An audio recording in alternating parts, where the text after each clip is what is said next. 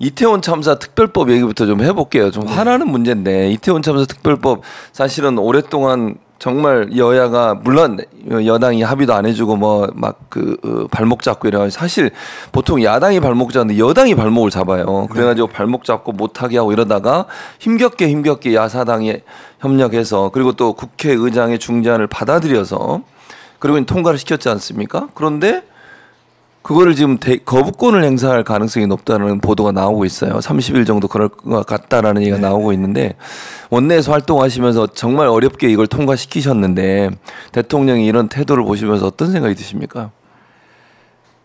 내일 국무회의가 본래 정기적으로 화요일 날 하니까 내일 예정돼 있고 이태원 특별법과 관련해서 내일 국무회의에서 제2의결을 할 가능성이 높다 이렇게 언론 보도가 되고 있는데 저는 지금 이 순간까지도 대통령이 그러셔서는 안 된다. 그렇죠. 맞습니다. 이게 그 정말 생태 같은 목숨 젊은 목숨들이 뭐 다른 일을 한 것도 아니지 않습니까? 그렇죠. 맞습니다. 그냥 길거리 걷다가 그렇게 저 세상의 별이 됐다고 하는 이 안타까운 상황에서 199 대통령이 국민들이 그렇게 속절없이 죽어간 그 문제의 진상을 제대로 밝히고 그걸 재발하지 않도록 하기 위해서는 책임자를 엄중히 처벌하고 재발 방지 대책을 마련해야 되는 거 아닙니까? 그러기 위해서는 우선 왜 죽어야만 했는지 하는 것에 대해서 분명하게 확실하게 밝혀야 됩니다. 그러니까요. 맞습니다. 이건 다수 국민들이 원하고 있는 것이고 대통령이 국민은 늘 옳다고 하셨으면 이제는 제발 좀 고집 부리지 마시고 국민의 뜻에 따라서 이태원 특별법 수용하시고 진상 제대로 밝히는 것이 필요하다고 생각이 들어지고요. 아마 관심 있는 국민들 또 국회에 오시는 그런 국민들께서는 지난 그 혹한의 추위 눈이 내려서 꽁꽁 바닥이 얼어 있는 그런 상황에서 우리 이태원 참사 피해자 유족들이 삼보일배를 맞아요. 그랬었죠. 그렇게 하시고 또 엊그저께는 대통령이 부계를 뭡니까 제2요구를 할 것 같다 그런 소식을 듣고 돌아가신 159명을 상징하는 15,900배를 또 하셨지 않습니까? 맞습니다. 지금 화면에도 나오고 있는 그런 것을 보면서 저는 가슴이 무너지는 것 같았어요. 가슴이 무너지죠. 특히 국민 한 사람으로서도 그렇지만 정치를 하는 국회의원으로서 이건 정말 도리뿐만이 아니고 인간으로서 이건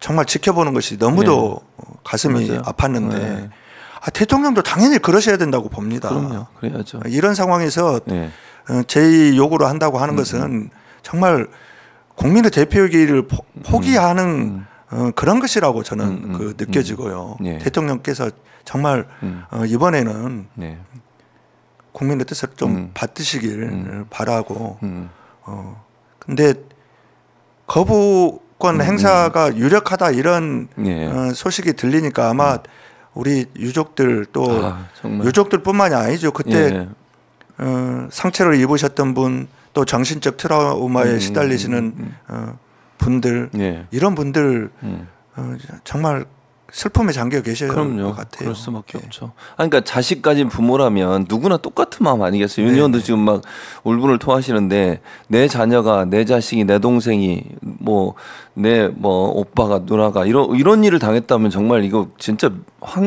정말 가슴이 너무 아파서 하늘이 무너지는 듯한 느낌을 받을 수밖에 없어요. 근데 그런 상황에 진상 밝혀달라는데도 이걸 안 하고 이걸 거부하겠다고 정치적 이해관계밖에 생각을 안 하는 거잖아요. 맞습니다.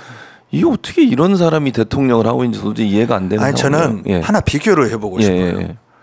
이걸 제2 요구를 해서도 안 될 뿐만 아니라 그 절차에 대해서도 저번에 쌍특검법 있지 않습니까? 김건희 특별법, 50억 클럽 특별법. 맞습니다. 그거는 국회에서 의결하자마자 거부권 행사하겠다. 그랬었죠. 또 그 통과되고 그 뭔가 정부로 송부되자마자 임시 국무회의를 열어가지고 번개처럼 그렇게 처리를 하더니 이거는 차마 대통령 본인도 그렇고 또 정부 여당에서도 그랬을 것 같아요. 이 모든 국민들이 가슴이 무너지는 정말 교수님께서는 방금 하늘이 무너지는 것 같을 것이다 그런 말씀까지 하셨는데 그런 상황이다 보니까 눈치를 보고 있는 것 같은데 그렇죠. 맞아요. 눈치를 보려면 제대로 보십시오. 그러니까요. 이게 눈치 보는 척 하는 거 말 따로 행동 따로 하는 거 이거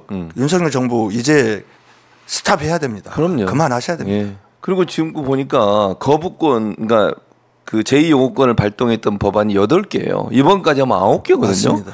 이건 입법부를 완전히 무시하는 행동 아닙니까? 이게 지금 뭐 하는 행동인지 모르겠어요.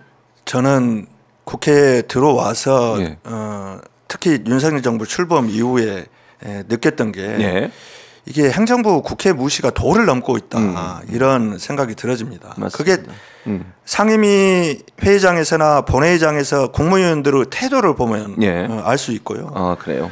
대통령이 지금 야당 대표를 여태까지 한 번도 만나지 않았다고 하는 것도 그렇고 그것도 그렇죠. 국회에서 정당한 절차에 따라서 이렇게 의결된 법안을 벌써 8건 이것도 역대 그 최대입니다. 최대예요. 한 대통령이 임기 안에서 이럴 수는 없는 겁니다. 이거는 국회를 무시하는 게 아니고 국민을 무시하는 무시하는 거죠. 국회가 뭡니까? 국민의 대의기관. 국민이 선출한 국민의 대표인 국회의원들로 구성된 그런 기관 아니겠습니까? 그렇습니다.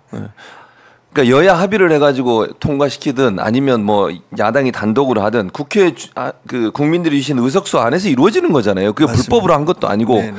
그게 무슨 뭐 크게 문제가 있는 법안도 아니고 그리고 논의할 수 있는 시간을 충분히 가졌고 그럼에도 불구하고 여당이 제대로 협력을 안 해가지고 방해하고 발목 잡고 해서 통과시켰던 법안들이 이런 식으로 하는 것은 도저히 있을 수 없는 일이라고 생각이 듭니다. 근데 이제 원내에서 그러면 이걸 어떻게 처리할 거냐 하는 문제가 남지 않겠어요? 고민이 좀 많으실 것 같은데 원내 지도부는 그러면 만약에 이태원 참사 특별법의 제2호권이 발동이 돼서 돌아오면 어떤 방식의 대응 전략들을 좀 가지고 계신가요? 지금 김건희 특검법하고 50억 클럽 특검법이 국회로 다시 넘어와 있지 않습니까? 네, 그렇습니다. 이제 아까도 말씀드렸지만 이태원 참사 특별법만큼은 대통령이 지금이라도 마음을 고쳐먹고 수용을 해야 된다. 이렇게 강력하게 촉구를 하고요. 그럼에도 불구하고 국민의 뜻을 거스르는 그런 거부권 행사가 다시 반복된다고 한다면 저희는 국민과 함께 싸울 수 있는 방법을 최대한 찾아봐야죠. 이걸 여당의 협조도 난망한 상황이고 그렇다면 국민들이 국회의원들이 제대로 국민의 뜻을 받들어서 일을 해라 이런 힘을 좀 만들어낼 수 있는 그런 방법들을 고민을 해야 될 거고 원내에서는 김건희 특별법도 그렇고 50억 클럽 특별법도 그렇고 만약 거부권이 행사된다면 이태원 특별법도 마찬가지고 이건 국민 다수가 원하는 것이기 때문에 저희는 어쨌든 이게 재의결될 수 있는 가능성이 커지는 그런 상황을 만들어 가면서 이 표결을 검토해야 되는 상황이라고 생각하고 있습니다. 일단 국민들에게 이런 부당함에 대한 호소도 해야 될 것이고 또 어쨌든 야사당은 이 문제에서는 뭐 이견이 없는 것 같아요.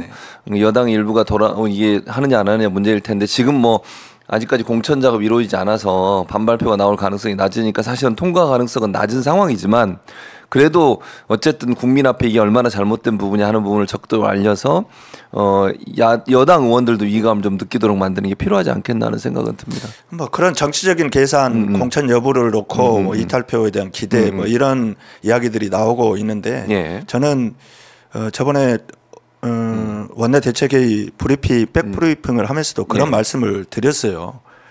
여당 국회의원님들도 정말 국민들의 뜻을 받드는 충실한 그런 선출직 공직자의 역할을 해보고 싶다. 그리고 양심과 정의의 기준에 따라서 헌법기관으로서 역할을 제대로 해보고 싶다. 이러신다고 하면 이 법안들 거부된 대통령에 의해서 거부된 법안들에 대해서 정말 국민의 뜻대로 이제는 결단을 하셔야 될 때라고 봅니다. 이게 그 대통령 뜻 쫓아가고 또 여당 뜻대로 그렇게 하는 정치 그게 헌법기관으로서 해야 될 그런 정치는 아니지 않습니까? 아니죠. 국민들이 무엇을 원하는가를 다시 한번 생각해 보시고 그 이태원 특별법에 의해서 규정된 진상 규명을 간절하게 요청하고 있는 유가족들이나 피해자들 또 김건희 게이트죠. 김건희 게이트 이런 것에 대해서 도대체 사실 관계가 뭐야 이런 의혹을 갖고 있는 국민들 의혹 해소 차원에서라도 이제는 국민의 대표로서 국회의원의 역할을 좀 제대로 해 주십사 하는 그런 말씀을 다시 한번 드리고 싶습니다. 그러니까요. 지금 말씀한 그대로라고 저는 생각해요. 이게 얼마나 큰 국민들에게 상처 아픔을 주는지를 윤석열 대통령이 제대로 깨닫지 못한다면 저는 뭐 큰 어려움에 부딪힐 거다 그렇게 생각하고 근데 더 조금 황당하다고 제가 느끼는 건 한동훈 비대위원장 마치 뭐 정의의 사도처럼 나서서 막 얘기하고 돌아다니잖아요. 이 문제에 대해서는 이런 방구 얘기가 없어요. 그러니까 말이에요. 한동훈 비대위원장 입장도 제가 볼 때는 대통령실 입장과 별반 다르지 않은 것 같아요. 정말 국민의 목소리로 뭐 여의도 문법이 아니라 여의도 사투리가 아니라 국민 얘기하겠다고 하는데 대통령 만나가지고 그 서천시장인가요? 폴더 인사하고 나더니 그 다음부터는 풀이 한풀 죽어 있는 것 같기도 하고. 근데 한동훈 비대위원장 국민의힘도 결국은 같은 생각을 갖고 있는 거잖아요. 지금 이 상황에 대해서는. 그건 뭐 양식 있는 국민이라면 다들 그렇게 보실 것 같아요. 한동훈 위원장이 그래서 윤석열 아바타다 이런 소리를 여전히 들었었죠. 듣고 있는 거 아닙니까? 한동훈 비대위원장은 뭐 5천만 원 언어를 이야기하고 기존 여의도 정치를 뭐 여의도 사투리라고 이야기를 하셨던데 제가 봤을 때 한동훈 위원장의 말씀은 5천만 원 언어가 아니라 그렇죠. 용산의 언어입니다. 그리고 한동훈 위원장이 쓰시는 그런 언어들은 용산 사투리입니다. 여의도 사투리가 아니라. 맞아요. 제발 본인이 뭔가 큰 뜻을 품고 이 비상 상황에서 여당을 다시 한번 추스려서 뭔가 국민의 뜻에 따르는 그런 정치를 하면서 신뢰를 얻어보겠다고 하신다고 한다면 이런 김건희 특별법, 50억 클럽 특별법, 이태원 참사 특별법 이거 반드시 통과시키겠다 이런 말씀부터 하셔야 됩니다. 그렇죠. 그것이 바로 5천만 원 언어고 또 여의도 사투리를 벗어난 정말 표준어를 쓰시는 그런 정치인으로 평가받을 수 있을 겁니다. 맞는 말씀이에요.